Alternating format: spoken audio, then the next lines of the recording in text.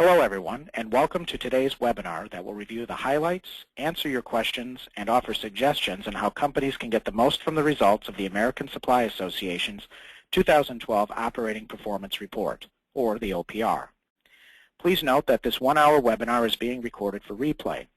Everyone registered for this webinar will receive a follow-up email message with notification as to when the replay is available, as well as instructions on how to access it and the presentation slides.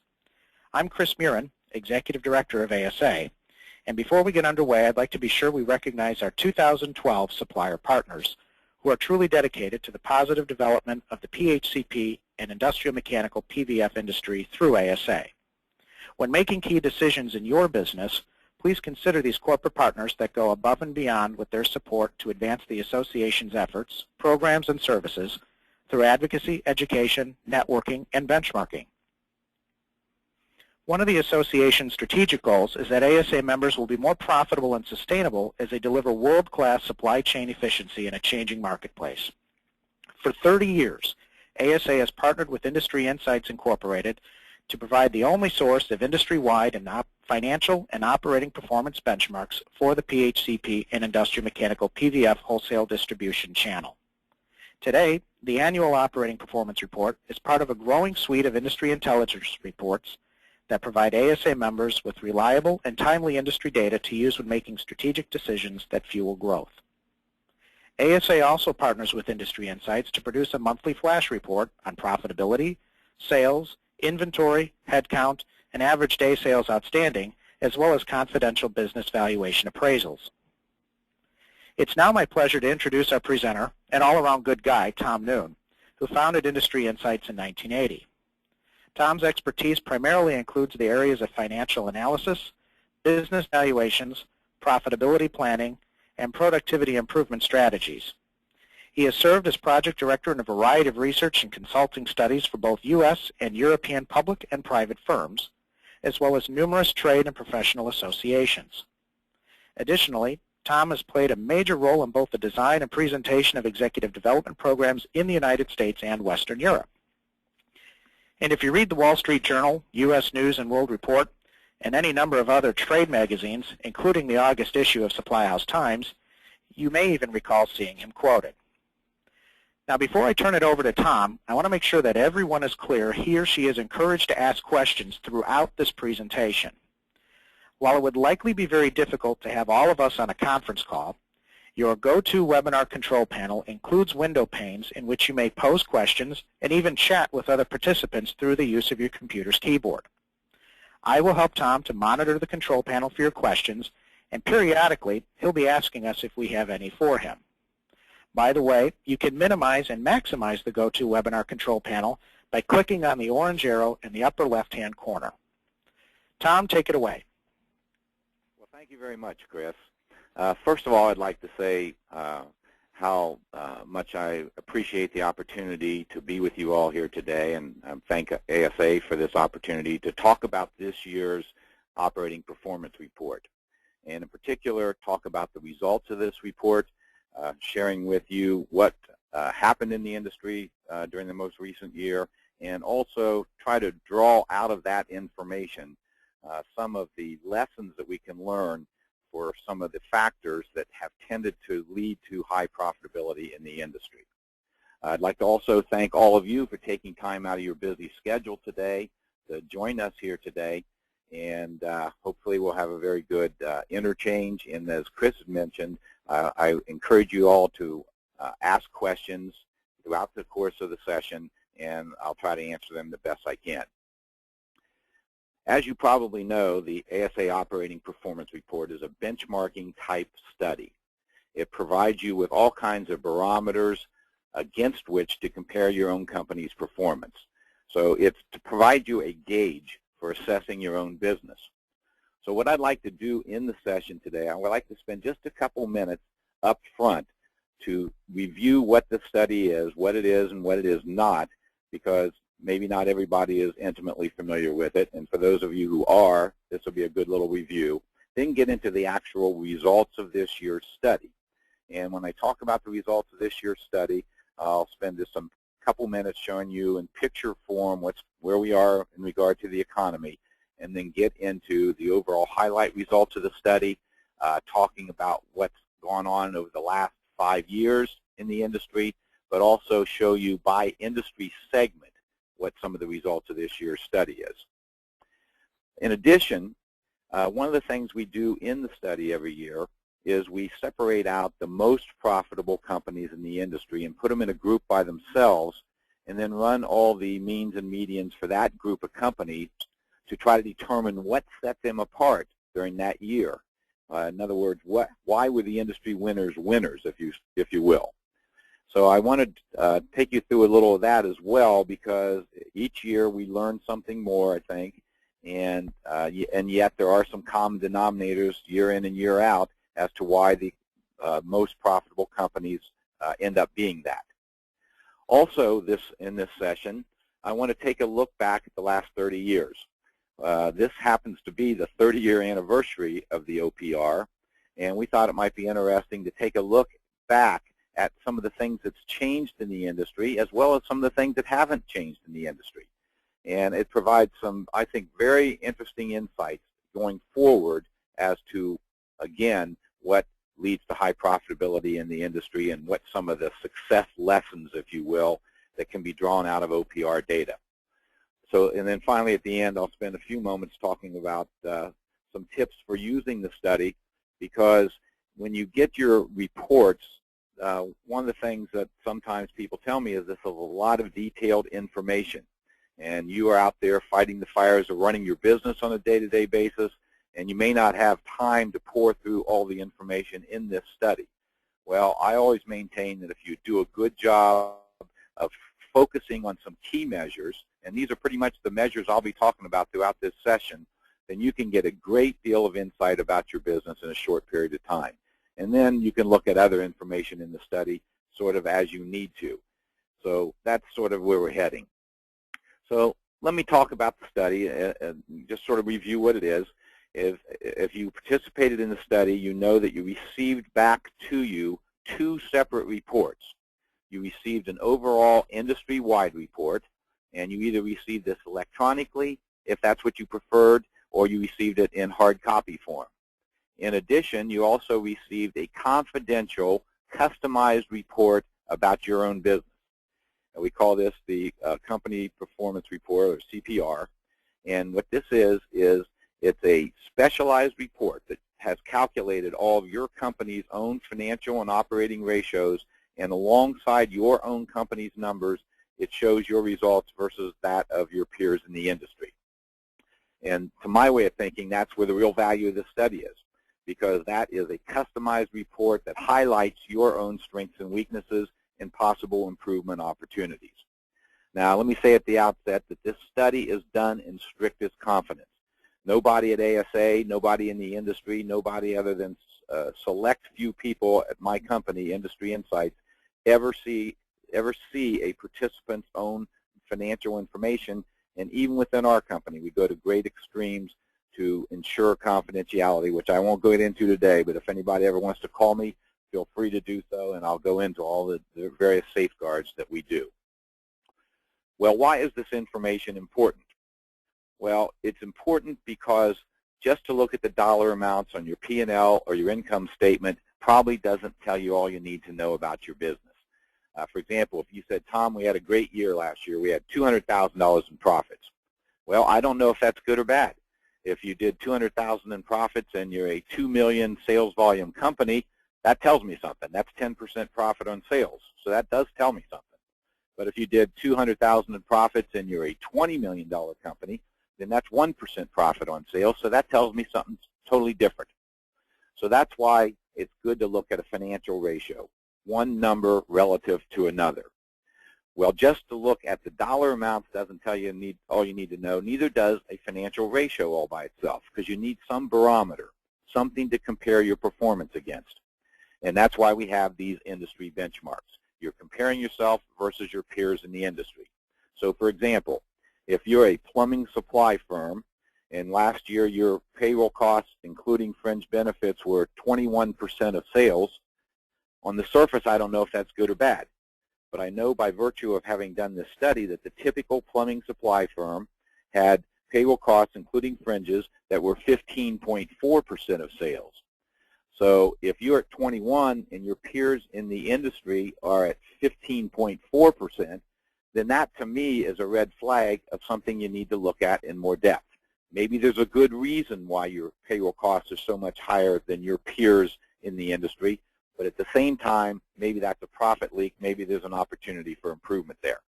So that's the kind of thing that this study tries to do for you. Try to give you those barometers, helps you raise red flags, understand if there's a problem, and then hopefully gives you the information you need to help find that problem. And I maintain that you don't have to be a financial expert, and you really don't have to spend a great deal of time to get great insights about your business. If you just focus on some key measures, pretty much the measures I'll be sharing with you today, and focus on a data break that's most relevant to your company, then you're going to get a great deal of insight that's not otherwise possible in a short period of time. And again, you don't have to be a financial expert to do this.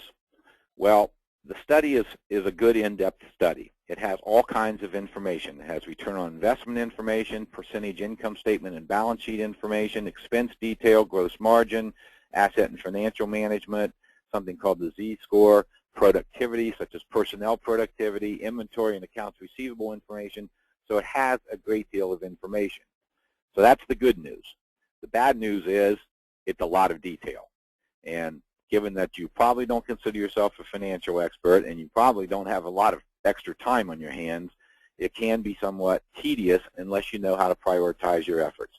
And again, focus on some key measures, focus on one or two data groupings that's most relevant to your company, and let that dictate where you might want to put other attention in using this study, but that alone will give you great insights that are not otherwise possible. Now, we recognize that everybody in the industry is different. All of your companies are different. And as a result, there's not going to be any true apples-to-apples comparison for you. So we try to break the data a number of different ways to get as close as possible to an apples-to-apples kind of comparison. For example, we show all responding firms. That's probably the least useful data grouping for you. It's nice to know that for what's happening in the industry, but you need to get something more specific that's relevant to your company. That's why we break the data by sales emphasis, such as plumbing supply firms as a separate grouping, PVF firms as a separate grouping, plumbing supply and PVF together as a separate grouping, and HVAC and other as a separate grouping. Then within each of those groupings, we further divide the information by size of company. So if you're a large company, you can compare yourself versus other large companies. If you're a small company, you can compare yourself versus other small companies. So the idea is to try to get as close as possible to an apples-to-apples kind of comparison. Also, within each of the sales emphasis groups, we do that high profit group break. In other words, we break out the most profitable companies and we separate them and try to determine what led to their high profitability. Also, for the first time ever this year, we did among all survey participants, we did a special data grouping of small-sized companies, those under 10 million in sales. We've always done large-sized companies, those over 100 million in sales, but this year we did one of small-sized companies as well. So hopefully, if you are a small company, that gives you something that you can focus on. And then also in your individual report, we also show information by number of branches, and we do as well in the industry report also. So the idea here is to try to get you as close as possible to an apples-to-apples comparison. Well, let's start looking at what's happened in the industry, and as sort of the backdrop to that, what's happened in the economy. And I just have a few slides on the economy to try to give you a picture of where we are. This first slide is real gross domestic product. In other words, it's inflation-adjusted growth in the economy. And you can see the economic downturn and how significant it was in 2008, 2009. So this number right here represents a 3.1% decline as compared to the previous year. We've come back somewhat in the economy, but still definitely have a slow growth situation, needless to say.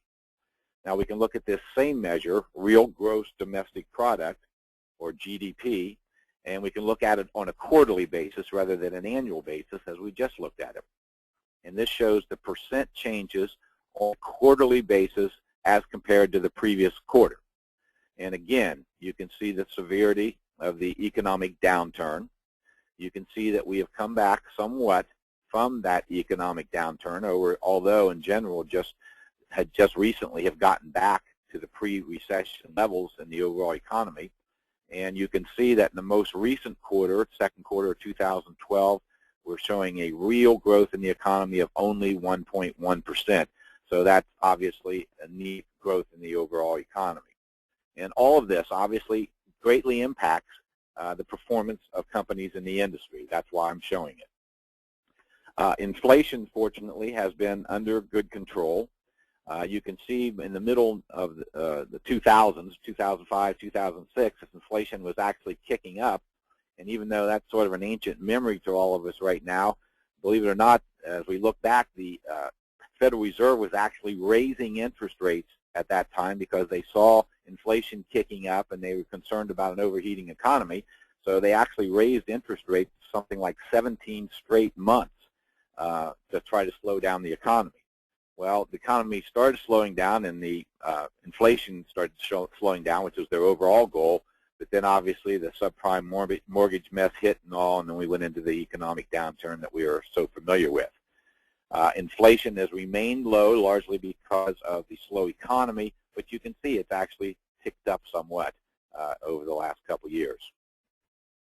Unemployment rates, no big mystery here. Unemployment rates has been at unprecedented high levels for a long period of time now, 8.2% in August of this year, which is what it presently is, and obviously this has an impact on the economy and our businesses as well.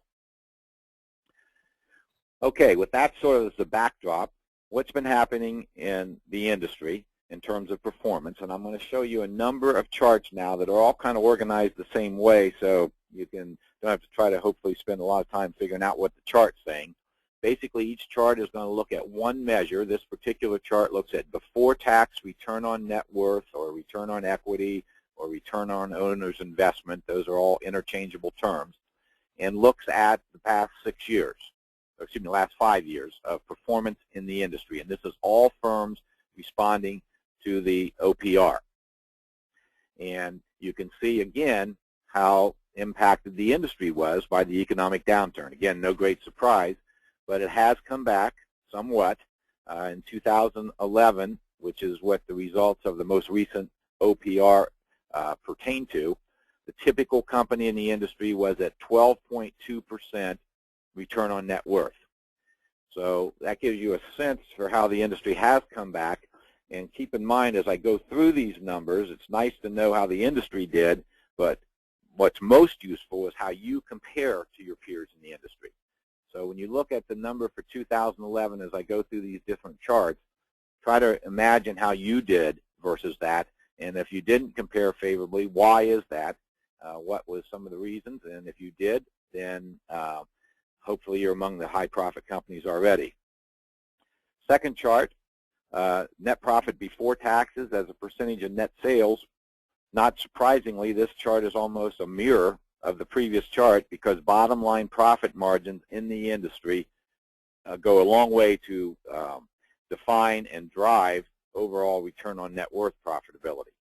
The typical company in 2011 was at a 2.7% bottom line profit margin before tax.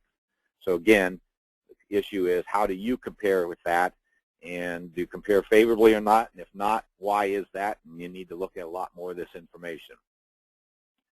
Asset turnover, which is defined as sales divided by total assets. It's a measure of asset utilization.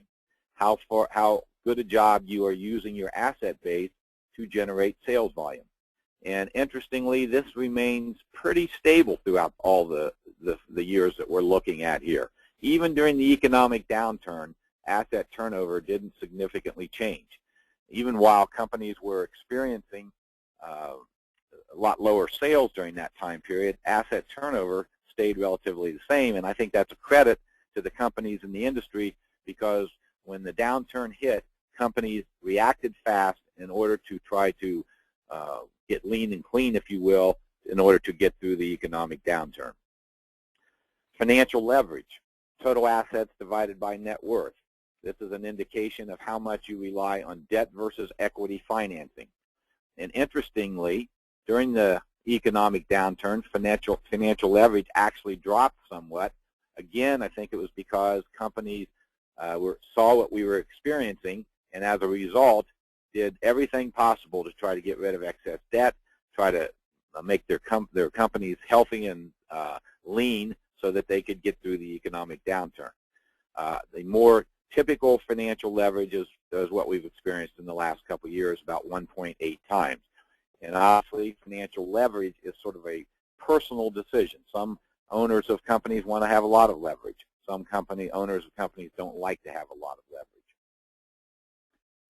Okay, this is a very important measure. This is payroll costs, including fringe benefits, as a percentage of net sales. Payroll costs, including fringes, as a percentage of net sales. And it's an important measure because it represents a significant part of your operating expenses. During 2001, the typical company had payroll costs, including fringes, of 15.8% of sales. So that's a significant number. If you would look at it as a percentage of gross margin, it would be over 50% that payroll costs represent as a percentage of gross margin. So that's really significant. And when we look at the 30-year look back at the industry, one of the things we're going to see is that payroll costs as a percentage of sales have increased substantially over the years, which is really significant, I think. Also an important measure, gross margin on net sales. Gross margin expressed as a percentage of net sales. And interestingly, even during the economic downturn, this stayed fairly steady, although during the most recent year, it was 23.9%. In the pre-recession period of 2008, it was 24.9%. It stayed fairly steady. But when I talk about this measure, it's important that you recognize that when we talk about gross margin in this study, it's not including vendor rebates or cash discounts on purchases. For the purposes of this study, vendor rebates and cash discounts on purchases are considered as non-operating income items. And the reason for that is when this study was originally set up, and still many people believe this, they consider how much you buy in order to take a cash discount more of a financial decision rather than an operating decision. Through the year, and also cash discounts and vendor rebates didn't represent all that much as a percentage of sales back in the early 80s when the study first started. Now it represents a significant number, but it's still put into non-operating income because, again, still many people consider this a financial rather than operating decision. So these numbers do not include vendor rebates or cash discounts. For your reference, in the study, we also do show gross margin including vendor rebates, in other words, adding vendor rebates back in there, so that if you're in your company, you're more accustomed to looking at it that way. It is in there in the study so that you can look at it that way. Inventory turnover, defined as warehouse cost of goods sold over average inventory. For the typical company in 2011, this was 3.8 times. Again, what's of interest is how you compare to these typical company numbers. Was your inventory turnover high or low?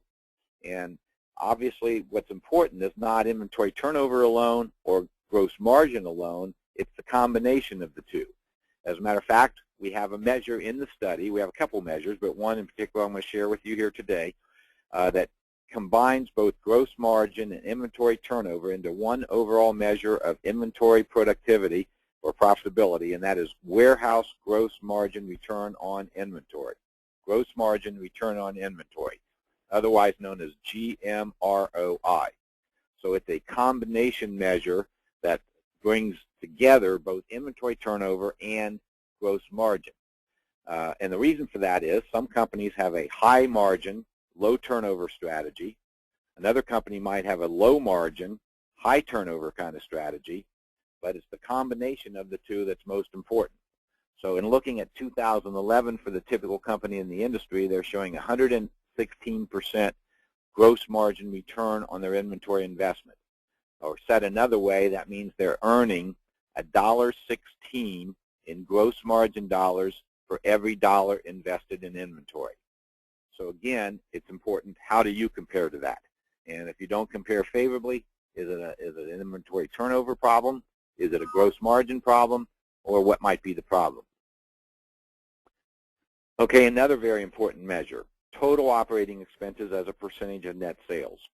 In 2011, typical company had total operating expenses of 24.8% of sales. And you can see that's gone down somewhat since when the recession hit. Not surprisingly, it was higher when we were in the middle of a recession, because as sales drop, some of the fixed expenses get spread over fewer sales. So as a result, the this particular ratio goes up. But now that sales have come back somewhat and people have done what they need to get through the economic downturn, it's, for the most recent year, is the lowest than it's been in the last couple years. This is an important measure because when we look at the high-profit companies, we'll see that they do a much better job than anybody else of measuring of managing their expenses. Average collection period on receivables, or days receivables outstanding. This has been right around 48, 49 over the last couple years.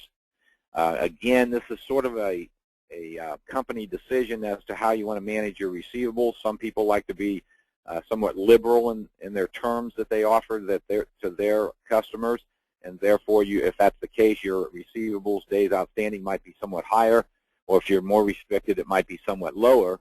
But it is important to know that you are in the ballpark, I guess you would say, with your peers in the industry. And also, it's important to monitor this over time for your own company. And it's also important to look at something called aging schedules. In other words, how many days outstanding your receivables are that are 30 days, 60 days, 90 days outstanding, and monitoring that very closely. Net sales per employee gets at personnel productivity, also an important measure, because we'll find out that the high-profit companies do a better job of personnel management. And in the most recent year, the typical company had $410,000 of sales per employee. And what that is, it's just simply dividing your total number of employees in full-time equivalents into your net sales. And when I say full-time equivalents, if you have two people working half-time each, that's one full-time equivalent. So that's how that's calculated, but it's an important measure to get a sense for how well you are comparing to your peers in the industry in terms of employee productivity. Percent sales change from the prior year. Well, not surprising. Here's the economic downturn period. The industry has come back somewhat over the last couple years, but if you add these two numbers together, during the economic downturn, sales declined 19.4% over these 2 years. We still haven't gotten back totally to where we were in pre-recession period sales. I see more and more companies that have sort of gotten back there, but in general, the industry still is struggling to get back to where it was in pre-recession. So that's sort of an overview of where the industry's been over the last 5 years. I want to shift gears a little bit and look at some of these same measures by industry segment. As I mentioned, there are 4 separate segments within the industry: plumbing supply firms, PVF firms, plumbing supply and PVF, and HVAC and other. And so let's just take a look at most recent year, 2011, and see how the various segments compared. And before I do that, are there any questions for what I've talked about thus far in terms of the 5-year look at the industry? If not, I'll continue to go on. And again, feel free to type in any questions, and we'll try to pick them up as we go if you have any, or save them to the end, whichever is best for you. This particular slide is looking at before-tax return on net worth, or bottom line profits as a percentage of net worth, owner's equity, owner's investment. Those are all interchangeable terms. And you can see that in the most recent year, the PVF firms happen to have the highest return on net worth at 20.9%. And you can see how the others performed. PVF isn't necessarily always better every year, but in this particular point, they were. Net profits before tax is a percentage of net sales. Bottom line profits is a percentage of net sales. Again, the PVF firms did the best, not surprising, because that drives return on net worth to a large extent. And again, you can see how the others compared. So you might start zeroing in on whatever segment you feel you fall into, because that's going to be what's most relevant to you. Gross margin on net sales. Interestingly, these three segments had all the exact same gross margin during 2011. Plumbing supply companies had a somewhat lower gross margin for whatever reason. In a minute, we'll take a look at inventory turnover, and you'll see that plumbing supply firms had one of the higher inventory turnovers, so they had a low margin but a higher inventory turn, which got them to a good level of GMROI, which is the combination measure. Here is inventory turnover. You can see the plumbing supply firms had a 4 times inventory turnover. PVF were at 4.1. Plumbing supply and PVF together as a group of companies that sort of combination companies, 3.4. HVAC and other were also at 3.4. The combination measure, which is GMROI, which brings together inventory turnover and gross margin together. The plumbing supply firms were at 123% return on inventory investments, as was PVF, and you can see 114 and 108 for the other two groups. Again, figure out which group you're in and compare yourself versus that group. That's where the real value is. Okay, let me shift gears once again. And now let me take a look at the large companies and the small companies. As I said, for the first time ever, we did a new data grouping this year of those companies that are $10 million and under. We've always done the $100 million and over grouping, but this year we did one of the $10 million and under as well. So if you're a smaller company, it gives you a group that specifically pertains to you that you can relate to, hopefully. Anyway, looking at before tax return on net worth, overall profitability of the companies, typical large company was at 14.7%. Typical smaller company was at 6.1%. Bottom line profits as a percentage of sales, large companies 2.6%, smaller companies 1.7%. So they had much thinner bottom line profit margins, at least in 2011. Gross margin on sales, interestingly, the smaller companies had a higher gross margin than did the larger companies. But when we look at inventory turnover, the larger companies had higher inventory turnover than did the smaller companies. So when we look at the combination measure that brings inventory turnover and gross margin together, which is GMROI, the large companies had a higher GMROI even though they had a smaller gross margin because of the fact that their inventory turnover was higher and made up for the lower gross margin, and as a result they had a higher return on the inventory investment. They were earning $1.23 in gross margin dollars for every dollar invested in inventory. Smaller companies were earning $1.07 in gross margin dollars for every dollar invested in inventory. Okay, I want to shift gears again, and now I want to take a look at that profit leader analysis.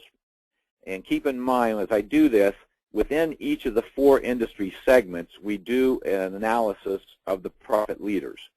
And again, what we do is we break out the most profitable companies in the industry based on one measure, before tax return on assets. We look at before tax return on assets, and we separate out the top 50% of the most profitable companies based on that measure and put them in a group by themselves, and then run all the means and medians for that group of companies to see what separates them from other companies in the industry. And what we always find is that for some measures, they don't even do as well as other companies in the industry. But for other measures, they do much better than other companies in the industry, and that sort of pinpoints what led to their high profitability. And that's where we can learn from this. As I said, we do this analysis for each of the 4 segments in the industry.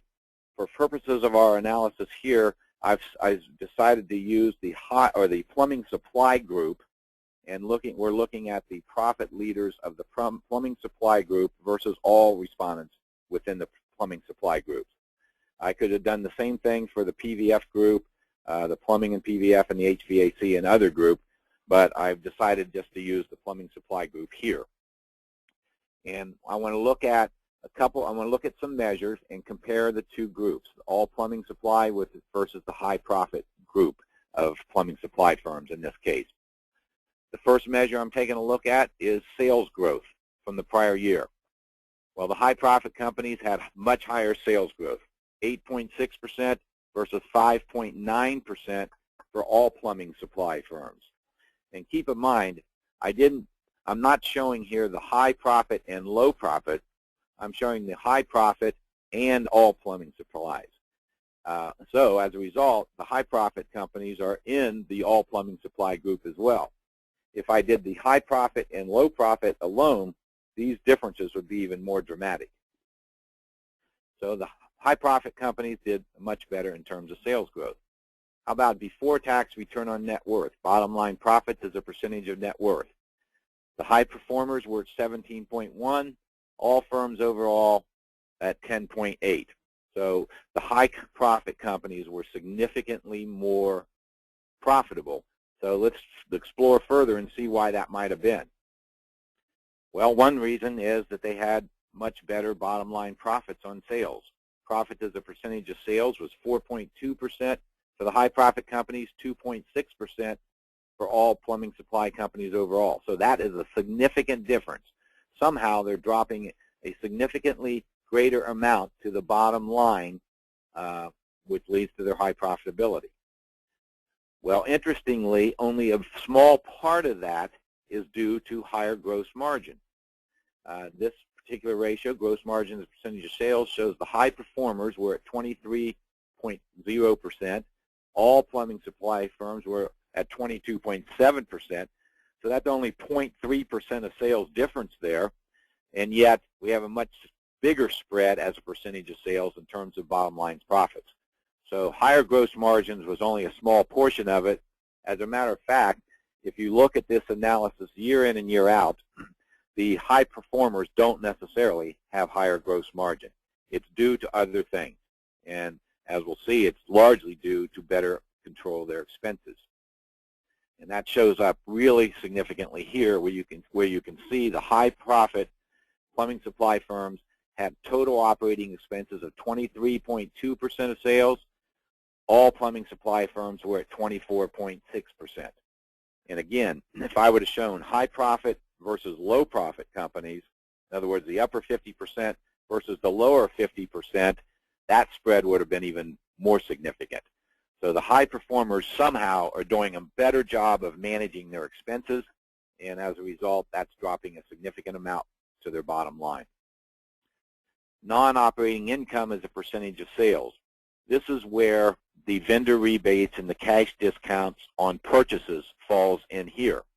You can see that there's not a huge difference between the two. They're almost exactly the same. So it's really through expense management as opposed to, say, through vendor rebates that the high profit companies are getting their bottom line profit margin advantage. We can look at some of the individual categories of expenses, and you can see G&A expense, the high performers were at 7.8% of sales. The all plumbing supplies were at 8.5%. So that's significant. That's a big difference. Occupancy expense, not a significant difference, but selling expense was fairly significant. And in total, when you start adding these differences up, it becomes really significant. Inventory turnover, we saw no difference whatsoever. Both groups were at 4.1 times.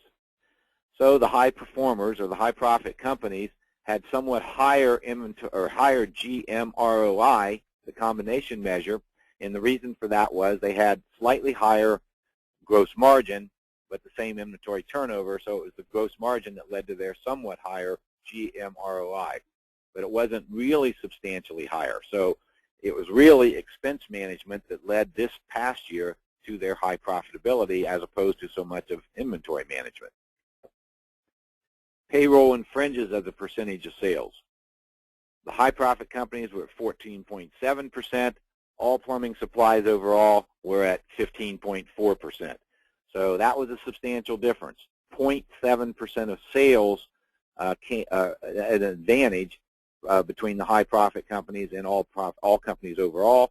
And if I did the high versus low, it would be even more significant. Also, gross margin per employee significantly favored the high profit companies. They were earning $97,000 gross margin per employee. The all plumbing supply group was at $89,000. So somehow they're getting higher productivity out of their people, and at the same time, their payroll costs as a percentage of sales are lower. Average collection period on receivables, not a big difference between the two groups, 51 and 50. So that doesn't seem to be a significant factor this past year. It can be if it's a significant factor in a company if they don't do a good job of receivables management. But I think by and large most companies in the industry do. They do the basics of receivables management, and as a result we didn't see a big difference. Financial leverage, both of the two groups were fairly similar. So again, not a huge difference there. So what do we learn from the profit leader analysis? Well, we've learned that they have higher sales growth and much higher profitability. No surprise there because that's how we separate them in the first place. But they get their high profitability from higher bottom line profit margin on sales, only part of which, or a small part, came from higher gross margin on sales, but a big part came from lower payroll costs, lower expenses, and as a result, a higher bottom line profit. They also had a somewhat of an advantage in GMROI due to their somewhat higher gross margin, but that wasn't significant. But they did have a higher gross margin per employee. So they were doing a better job of managing their employees all the way around. Okay, I said that we have the advantage now of 30 years of OPR data to take a look at. So what I did was I took a look back at the first 5 years of the OPR, which is in the early 80s, and I did some averages for some key measures of the first 5 years and compared that versus the most recent 5 years. I picked 5 years because both of the two groups included a major recession, and also to look at any one year alone it can be an aberration type year. So I took 5-year averages. So I think we have a fairly good comparison here, and I took some key measures. So let's take a look and see what's happened in the industry. Gross margin as a percentage of sales was 24.8% in the early 80s on the average for all companies participating in the OPR versus 24.2% in the most recent 5 years. So gross margins have dropped a little bit, not terribly much, but somewhat. Payroll and fringe benefits as a percentage of net sales have increased significantly, however. These were 13.8% on average in the early 80s. Now they're at 15.7%. As a result, largely of the increase in payroll costs, total operating expenses as a percentage of sales have gone from 22.4% to 24.6%. So we've seen a significant increase in operating expenses, largely due to payroll costs, and that's happened when we've already have fairly thin bottom line profit margins. So as a result, operating profit as a percentage of sales, and operating profit is not bottom line profit, but it's sales minus cost of goods sold minus operating expenses. That gets you to operating profit. Well, operating profit back in the early 80s on the average was 2.4% for the typical company. Now it's a negative 0.4% due to the fact that gross margins have gone down somewhat and operating expenses, especially payroll costs, have gone up significantly. So that is a significant development in the industry. So you're saying, okay, we have negative operating income or operating profits. What about our overall profits? Well, because of vendor rebates increasing so significantly. These represented only 0.4% of sales back in the early 80s. Today they represent 3.9% of sales. Because of that, bottom line profits have basically been maintained within the industry. In the first 5 years of the 80s, they were 1.9% of sales as profits after taxes in this case. And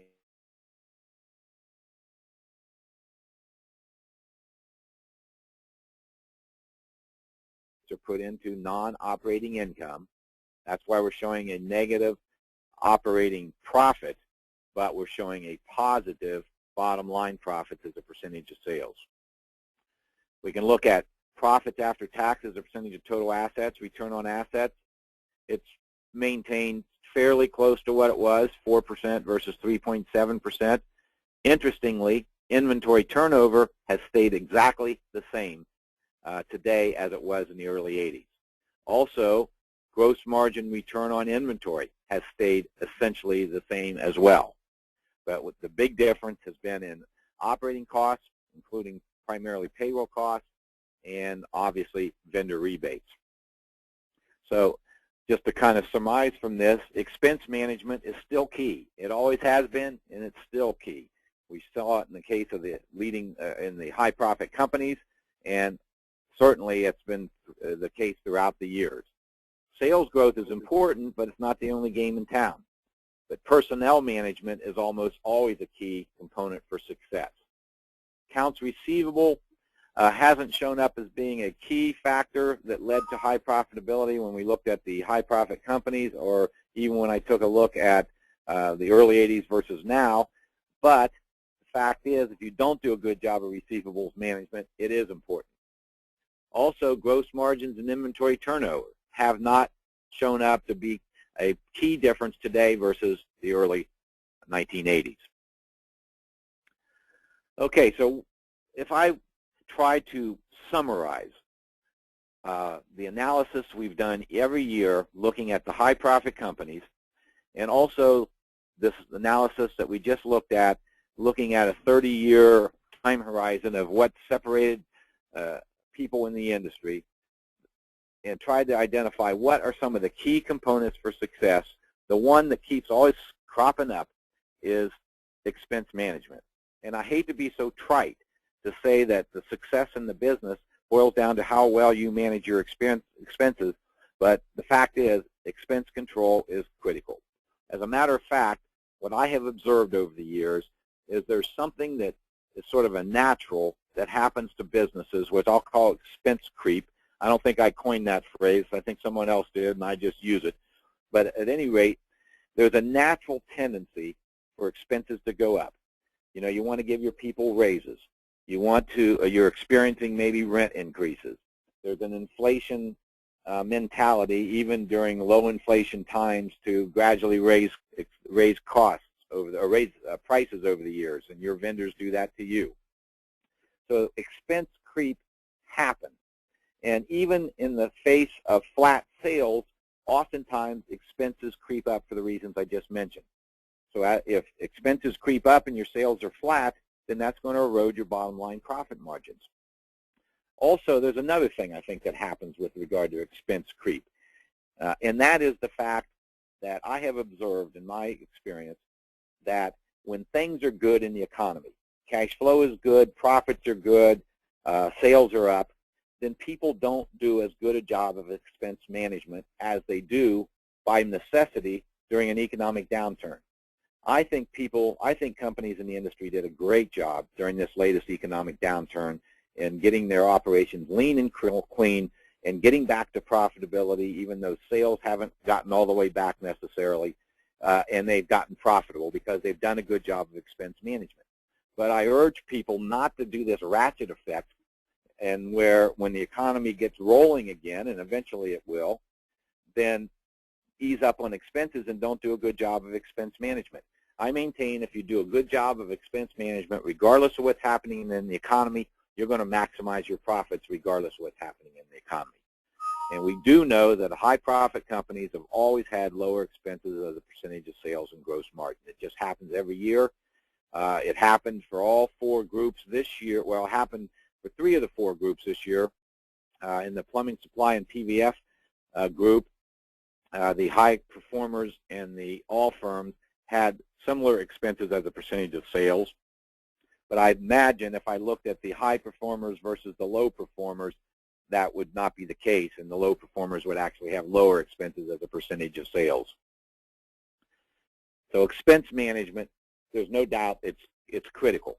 But another point I want to make on this that I think is very important, and that is when we're talking about expense management, I'm not talking about just unilaterally cutting expenses as a way of getting expenses down. That typically does more harm than good. What I'm referring to is looking for ways to be more efficient, operate more efficiently, and as a result, that ends up causing your expenses as a percentage of sales to go down. If you can do that, then you hopefully will become one of the high profit companies if you're not already. Also, and tied into expense management is effective personnel management. We already looked at the fact that personnel costs went up significantly from the early 80s till today. So it stands to reason that managing people is going to be critical. I've already indicated that payroll costs represent over 50% of gross margin dollars. So managing people is critical. And I think, personally, that sort of the name of the game is to pay for performance. To the extent that you can pay your employees for performance somehow, then that means that if they are successful, then you are going to be successful. So to sort of look at that differently, if your sales staff are only paid a commission based on gross sales, where's their incentive to have profitable sales? Maybe they should be paid, if they're not already, on gross margin or contribution margin, something that relates profitability to those sales and not just gross sales. Well, one thing we do know is that high-profit companies have higher employee productivity than do low-profit companies. And we can look at a lot of different measures. We can look at sales per employee. We can look at payroll costs and fringe benefits as a percentage of net sales. And typically, the high performers do better than the low performers. For example, just looking at sales per employee, all plumbing supply, $409,000 for all companies, $442,000 for the high-profit companies. PVF, $472 versus $530, et cetera, et cetera. Typically, payroll costs are lower for the high-profit companies. Not always, because I think there was one here that wasn't the case. Yes, the all plumbing supply, in the PVF group, both the high profit and the all were the same, but as I said, if we look at low profit and high profit, that probably wouldn't be the case. But at any rate, the high profit companies do a better job of employee productivity, and usually their payroll costs are lower as a percentage of sales. Now, that doesn't mean they pay less. As a matter of fact, I'm going to show a slide here in a minute that shows that the high profit companies typically pay higher than the low profit companies, and yet their payroll costs as a percentage of sales are lower. So I think what it boils down to, if you pay for performance, if you realize that your employees are really your number one asset to a large extent, and you take care of your employees, then they're going to take care of you. And as I said, the high profit companies have lower payroll costs as a percentage of sales, but they don't necessarily pay lower. We look at compensation per employee in the OPR. And what I found this year was that the plumbing supply companies paid their employees 2.5% more than all firms overall. The PVF were 2.4% more.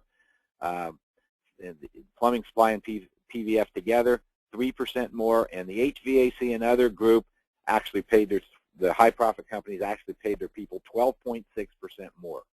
So that's significant. Okay, one last thing, and that is another success factor. One thing I found in looking at companies over the years is we all know that sales is good. Sales growth is typically good. Higher sales is typically good. But with higher sales comes responsibility. If you have higher sales, you're probably going to have a higher inventory investment. You're probably going to have more in receivables. You're probably over time going to have to invest in fixed assets to support those sales. You have more in accounts payable. You probably have to have more cash on hand to handle your cash flow. So as you get bigger in sales, you have these additional investment needs. Well, what oftentimes happens is that companies experience what I call, or again, I don't think I've coined this phrase, but I'm going to use it, and that is cashless prosperity. That is, they're growing, they're experiencing good sales growth, they're experiencing profitability, but they have no cash. They experience cash flow problems. And if you experience cash flow problems long enough, it's going to hurt your business significantly, because if you can't pay your vendors, then they're going to cut you off, even if you are profitable. So the question is, how do you manage this? Well, we have a nice little measure called sustainable growth, and it's in the OPR each year. And all it is a measure of how fast your company can grow, given your profit level and what you're retaining in the business, to support your level of sales growth. In other words, if you grow higher or faster than your sustainable growth, you're going to have to go to outside sources of financing to support that growth. It's not a bad thing. It just means you're going to have more equity or more debt financing to support your growth. If you grow slower than your sustainable growth, then that means that you're probably throwing off a lot of excess cash. Well, it's a simple calculation. It's simply profit after taxes minus dividends expressed as a percentage of net worth. So it's your profits minus what you're taking out in dividends expressed as a percentage of net worth. So if you have a company that has $500,000 profit, $200,000 in dividends, you take the $500,000 in profit minus the $200,000 in dividends, and let's say they have $5 million in net worth. So you put that in the denominator, you do the division, and it says that company has a 6% sustainable growth. So given their profit level and given what they're retaining in the business, they have 6% sustainable growth.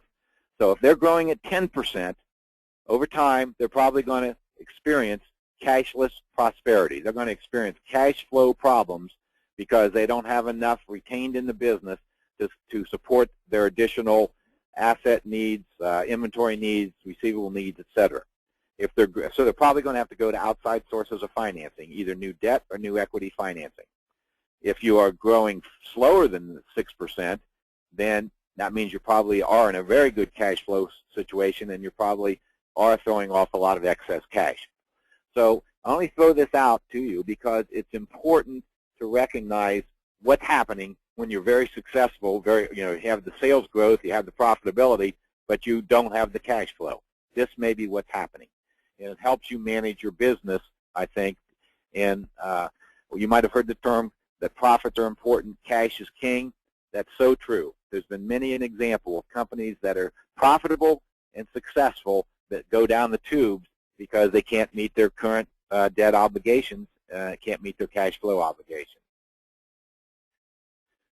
Well, just to sort of summarize the OPR, I maintain if you start off looking at some key measures initially, don't try to absorb all the financial ratios and operating ratios in the study. Just look at some key measures, pretty much what I have looked at here today. And then also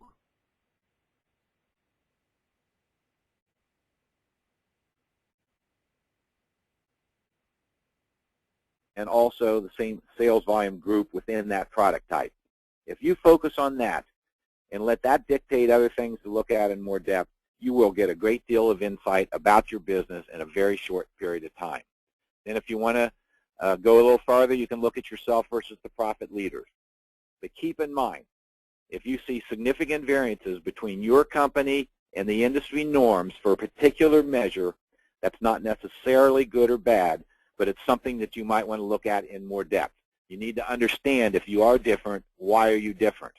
And if you don't understand why you are different, and if it's an unfavorable variance, then maybe that's a profit leak that you can fix. And then, where do you focus your improvement efforts? Well, obviously, expense management is a key thing that separates the high-profit companies from everybody else. Also, personnel management is a key thing. So I think I would put a little bit of my time in looking at expenses, and I would look at my management of people, my payroll costs, and also my payroll or my personnel productivity. And if you do that, those are probably going to give you the greatest bang for your buck. Well, that's sort of my look at the OPR. Does anyone have any questions? I know I've been sort of rolling through this, but is there anything that cropped up that I didn't make clear that you might want to ask a question about at this time? Tom, despite everybody's attentiveness, I've not seen anything come up on the dashboard at all. Okay, well, if someone has a question afterwards, by all means, send me an email. My email address right now is on the screen at the bottom, and maybe something will pop into your head later, and I'd be happy to ask them or answer your questions. Or if you have you want to give me a call. My number is 614-389-2100, and I'm at extension 107. So feel free to give me a call too, because maybe it's too hard to type out the question and maybe it needs a further discussion. I'd be happy to answer anything you might have. Actually, we do have one question now. Okay. The presentation will be available in a format that everyone can print. I think previously we posted it in a PDF format, so you'll easily be able to print that. And if anybody decides that they would like the actual PowerPoint presentation, I can supply that as well. And then Larry Solomon says, thanks as always, Tom. Great job.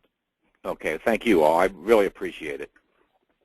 Well, thank you, Tom. Again, an excellent presentation, and thank you, everybody, for participating in today's webinar about the American Supply Association's 2012 Operating Performance Report.